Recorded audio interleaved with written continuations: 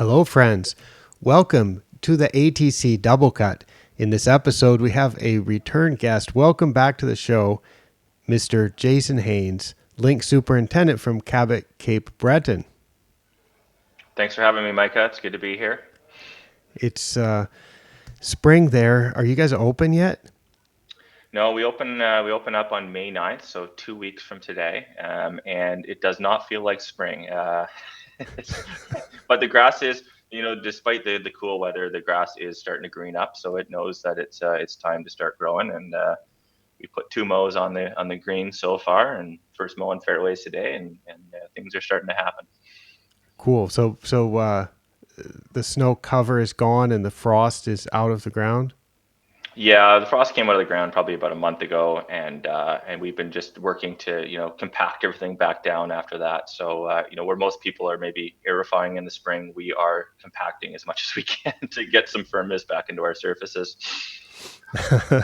Yeah, well, for a links course, that is certainly important. So you don't want it to be like a garden soil that's been frozen and thawed and frozen and thawed all winter. No. I know you're busy, so we're not going to take too much time, but I wanted to share with the listeners of this show and the people who watch this on YouTube, I wanted to share your take on the GvX now in 2025. It's something that I've been talking about with a lot of people. I've been speaking about it at some seminars. I know there's a lot of people around the world who are starting to implement this and who are keeping track of this. You invented this back in 2017, 17, I think. Yeah. 2017. And so you're going on, oh gosh, about 8 years of doing this. You've called it in the past your most useful management tool, and you've said it works even better than you expected. So I want to hear if you still have that same idea about it, and if it's still something that you make use of. Yeah, it's I think the cornerstone of my agronomic strategy, growing the grass. Now, I mean, as we've heard many superintendents in the past kind of say, and then my situation is no different. I'm now at a course with, we have 27 staff on my crew.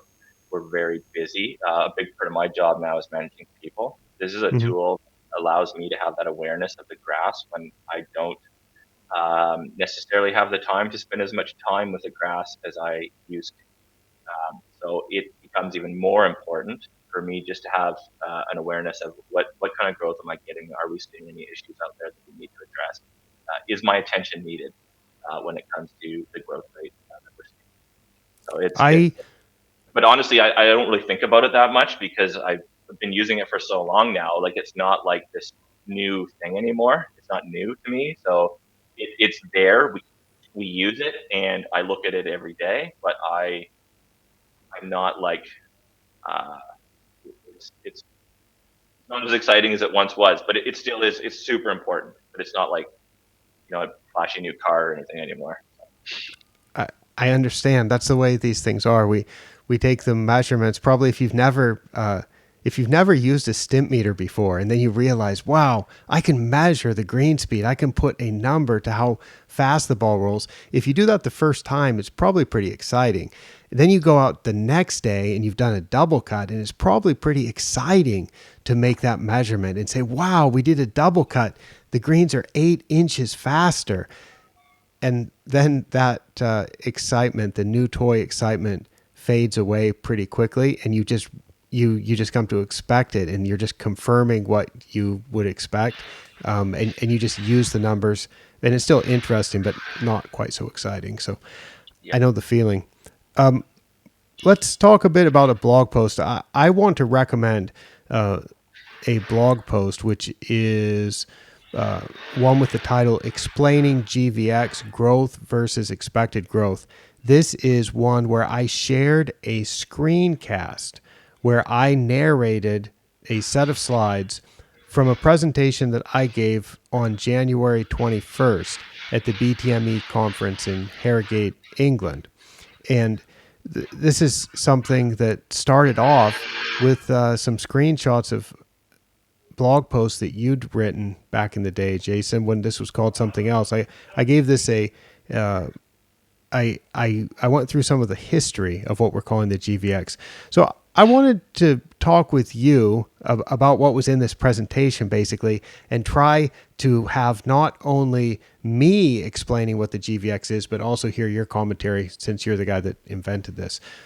So GvX didn't used to be called GvX. That's a relatively new name for something that's almost a decade old.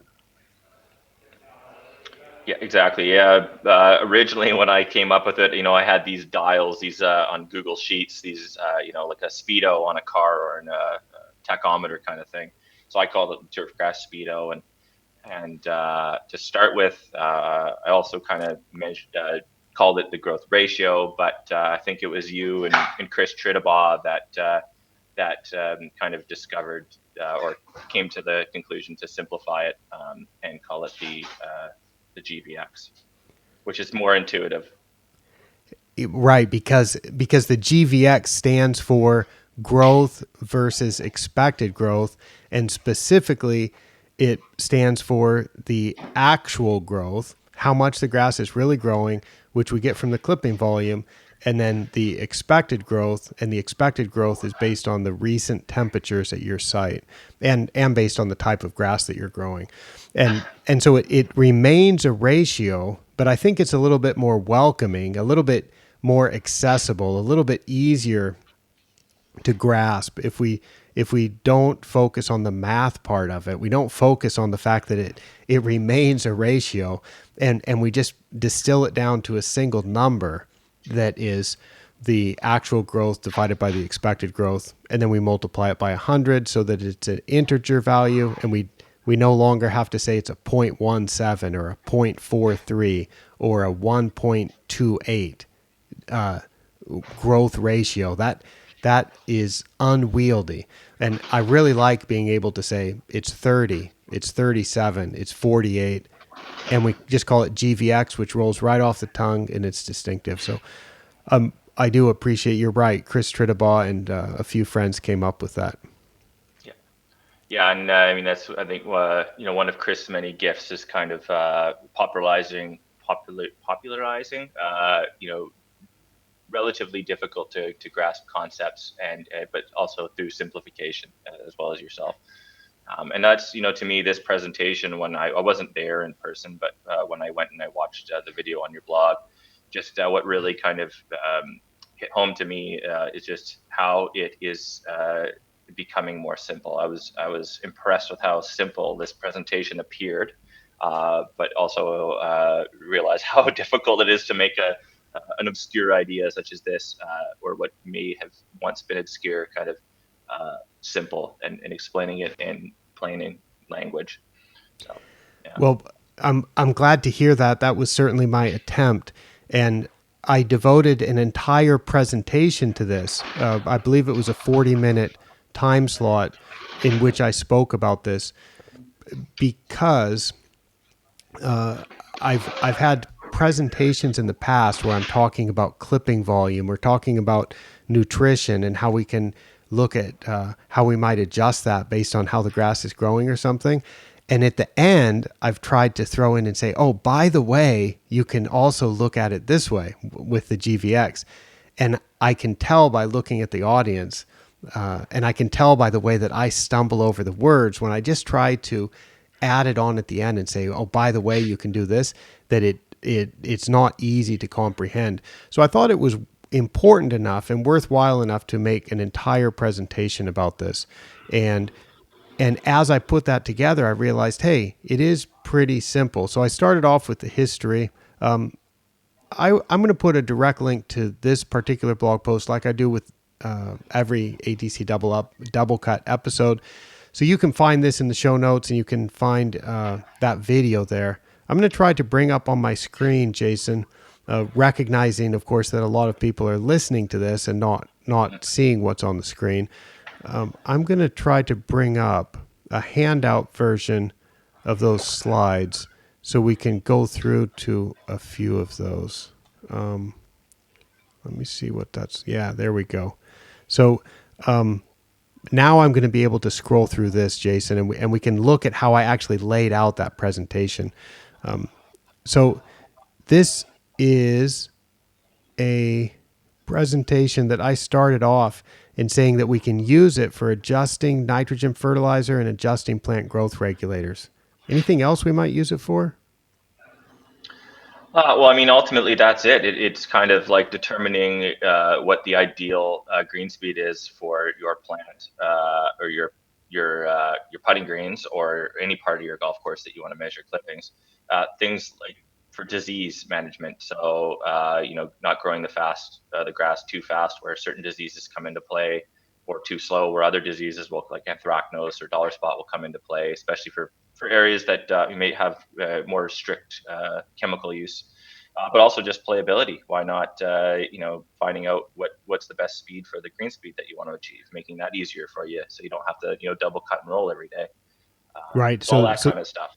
yeah. So it's like a speedometer for the growth rate, and Yeah, and it's very site specific because it's looking at how much the grass is growing at your site, and it's looking at how much we would expect the grass to grow at your site. So it's a site specific speedometer.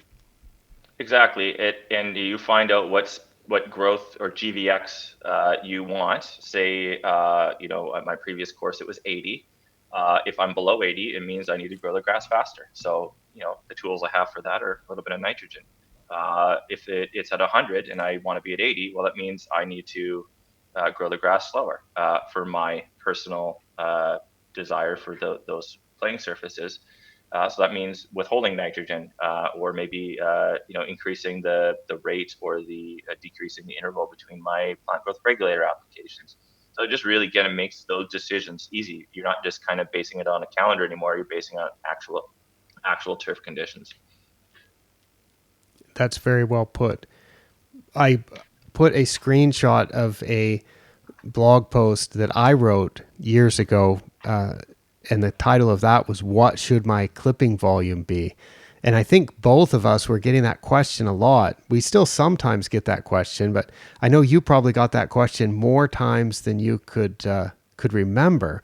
People ask, they realize that a lot of people are getting good value from measuring clipping volume, and people start doing it, and then they want to know, what should my clipping volume be? Well, it turns out that this is a way to answer that question, because your clipping volume that you should be getting in May is different than what you would be getting in July, and it's certainly different than what you'd be getting or expected to be getting in January. It varies. And so you can't really answer that question with a single number, but when we start looking at the GvX, we're able to say, for your site, this is the type of clipping volume you would expect. Yeah, that's exactly it. I mean, people would say, "Oh, what's your ideal number?" And it would be like, people would be like, throw around like a 10 milliliters per square meter, which is kind of the standard we've started using. Um, we'd be They would say a 10. Well, that was a peak season number, right? But you know what? We're also growing grass in not the peak season, and we also want to have good conditions and not the peak season, growing season, anyways. And I can just give you a quick example because I have the data right in front of me. We've only cut our greens twice, and we've gotten off of two cuts this year, 13 milliliters. Um, but the GvX is 115. So even though in two mows we've only gotten 13, and that's over 2 weeks, that is still way faster than we would like. So our ideal GvX here on this golf course is 30. We're going fescue. We have massive putting greens, and we're in a relatively cool climate. So we like to grow the fescue. It's the best when we're at about a 30. Where my Especially last especially my in the last season. Yeah, absolutely. And but even in preseason, there's little we can do, right? We also haven't cut them since October, so any growth that we had after October, we're collecting that now. So that's one of the reasons why our GvX is higher than we would like. Um, but there are other reasons why maybe it's quicker than we would like. But at this point, I don't need to fertilize them. I don't need to go out and start, getting them growing, because they're already growing plenty quick. Even though it might not seem it, because we're getting very little grass off of them at this point. That's that's right. So when you came up with the turfgrass speedo, and was it in response to answering that question partially, or Yeah, answering that question for yourself maybe? yeah, it was. It was purely by accident. As you kind of made this presentation and you worked to try to simplify the concept, I was kind of discussing the growth potential and all of this, and I was making a presentation for the Danish greenskeepers for a presentation I was doing in Copenhagen. And it was actually while I was presenting it almost that I came up with the concept, and I was like, kind of like, whoa, um, this actually might make sense. And then kind of it was very very crude during that presentation, and trying to figure out, like, again, I had done all of these talks about MLSN and growth potential, getting the base nutrients right, and then getting the growth rate right, and then but still really didn't have a concrete way of doing that. And then when I came up with this, it just simply through trying to simplify my ideas, it all made a ton of sense to me. And then since then, it's I've stuck with it, and we've made some small refinements, but for the most part, it as it was made, I'm using it now. Things like different time frames. So we'll do like a 7-day running average, or a 14-day running average, and a 30-day running average, and an annual running average. But for the most part, there hasn't really been much change other than names and how we Yeah, explain it. that's right. So this was called the turfgrass speedo, and then of course people, especially Americans, certainly would have the idea of a swimsuit when you say speedo. So it was a little bit. It was something that people shied away from, I think, because they're just like, well, I can't even say the word, and certainly, Yeah. I don't want to talk about that with my staff or with my management or committees or anything. But it was meant speedometer, not Yeah. swimsuit. But anyway, that certainly was something that it was called the speedo, and then we called it the growth ratio, but that's sort of like too numerical, Yep. and then we decided, okay, let's come up with a name that's going to stick. So we called it the GvX from last summer, from the summer of 2024, and that literally is what it is. It's the growth versus expected. G for growth, V for versus, X for expected. And the actual growth is very simple to get. And this is something that's so simple, and I will admit it took me a long time. And we're talking on the time frame of years. It took me years to kind of grasp the utility of what you intuited during that presentation in Denmark, that creative time that you had. But we're just taking the actual growth, and we get the actual growth just by collecting the clippings in a bucket. Yep. It's that, so that's easy, right? So we get the actual growth. That's how much the grass grows, and then we've got the expected growth, and we can get that from the growth potential. And I showed in the presentation, I showed golfers in snow, and I said, hey, when it's snowing, you don't expect much growth. And I showed Dr. Christian Spring measuring the green speed with a stimp meter at Royal St. George's during the 2011 Open Championship. And that's in July in sunny and warm southern England. And, at that time, you're going to have a growth potential that's pretty close to 100%. So at that time, you'd expect at that time of year, that's when you're going to have the peak growth.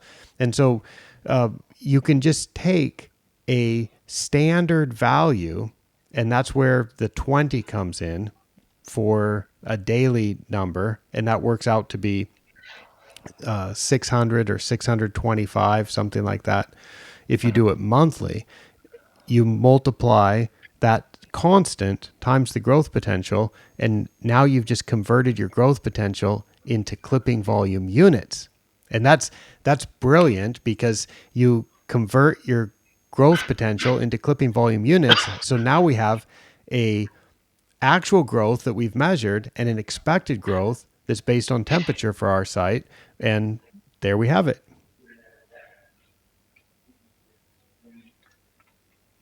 Yeah, it's pretty straightforward. I get a lot of people asking me why 20, and they want to change that 20. And the reason ultimately is because I invented it and I chose that number. And I wouldn't do that. I wouldn't change it because the just for comparison's sake, just to know, what different types of grass, how fast, so we can have a discussion together. It's like stimp meter. We can have a discussion using a standard set of units, which is in most people's case feet. How far a ball rolls. We can have a meaningful discussion. How fast are the grains? Uh, we know what a 10 means. We know what an 11 means. So when it comes to the GvX, we're starting to get to the point where we know what a 30 means. We know what 100 means. We know what 300 means, right? Uh, so that's that. But my tongue-in-cheek answer is because I made it, and I get to choose. But ultimately, how I came up with that number was trying to manage Poa annua in the Pacific Northwest, or the Southwest if you're Canadian, Southwest of Canada, and trying to grow it without pesticides, or as little pesticides as I could. And I found that Poa was less prone to disease at around that 100%. So, if you want to push things to the playability side, firmness and speed, maybe bring it down to 80. If you're, seeing some damage from anthracnose, bring it up to 150, kind of thing. So that's ultimately the origin of that number. Thank you. I I agree with you that that seems to me a very reasonable number to have, because that is, we were doing clipping volume research way before we came up with the GVX, way before you came up with the Speedo.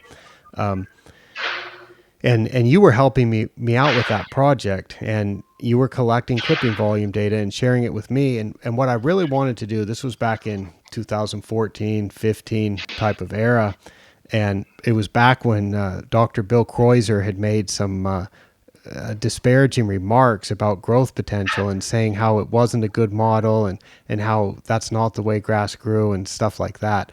And you know I was like, well, wait a second. We can get clipping volume data from all over the world, and we can check that against growth potential and see, like, how does grass grow? Does it grow Mm-hmm. somewhat like the growth potential model? And of course, it does. Uh, Yeah. on a very fine scale, it does not. But that's not what that model's trying to predict. But it just generally, is that the way a growth curve looks? And the answer is yes. So I was getting data from about 9 or 10 facilities from around the world with warm and cool season grass. And it turned out that in peak season, that number that you came up with, which is works out to be the constant of 20, is about the maximum amount that we were getting for growth for good turf of anywhere. And and that was at peak season. So it's just a reasonable number, but for a number of reasons. And I think that that is a nice constant. And what it does, all that that's doing is converting our growth potential into clipping volume units. And so Mm-hmm. you can rearrange this equation. Some people have asked me, because I often mention, I'm like, well, we can easily, we can pick a certain GVX, and then we can predict our clipping volume, predict our expected clipping volume. People say, how do you do that? You just rearrange this equation, Yeah. and you solve for clipping volume instead of you solve for expected clipping volume instead of solving for GVX. Yeah. All right. So anyway, we're almost coming to the end of this. So I explained how we did it, and then I explained how it was used, and I showed data from Hazeltine National Golf Club, where Chris Trittabaugh has been measuring clipping volume for a number of years, and he did that in he was measuring clipping volume in 2021, but he was not trying to adjust anything based on GVX, and then the GVX was all over the place, from less than 50 to more than 150 during the season. In 2021, it was all over the place. And then I added over that 2022 data, 2023 data, 2024 data, and then I just pulled out those intervening years and just showed the difference between 2021 to 2024. By 2024, Chris was paying attention to the GVX, and look at how consistently low it was.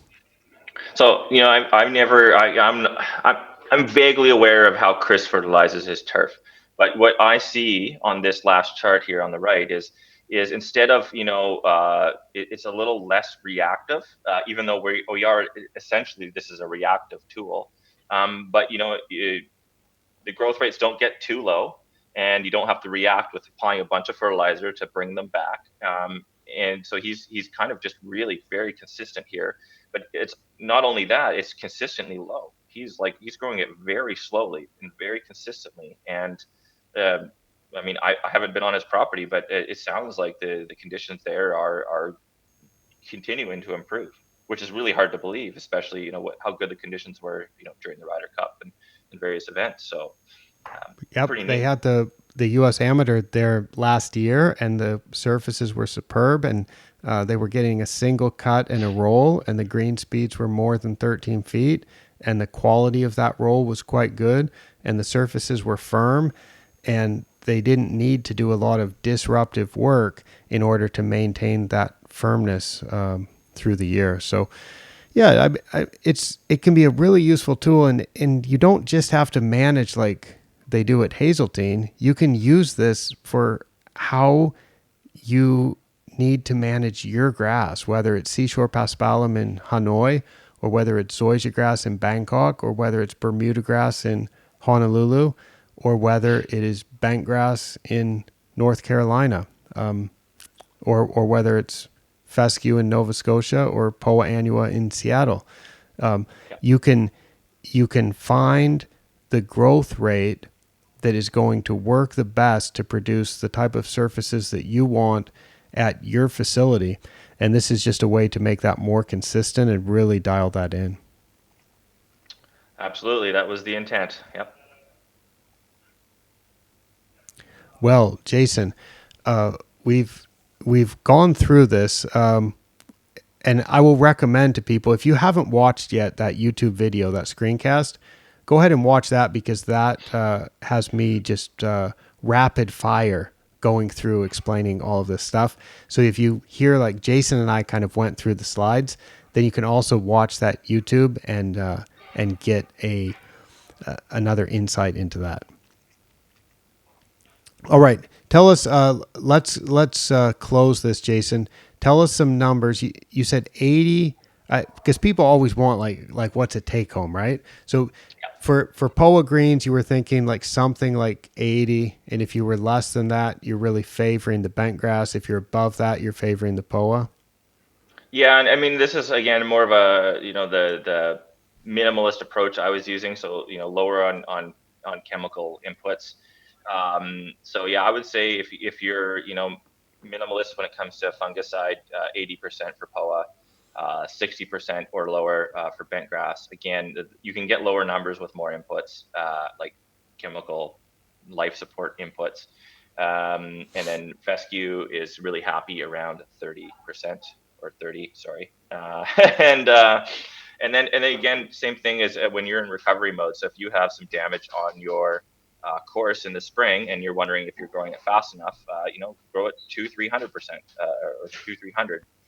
And that still might be a low number, but relative to the weather, you might be growing the grass very quickly, and that can just kind of give you some assurance that you are in recovery mode if you need it. I remember there's something else I should mention, and that is I talked with Robert Bacon at Loch Lomond, and he shared a way of explaining this, the growth, the GvX, Yeah. the former growth ratio.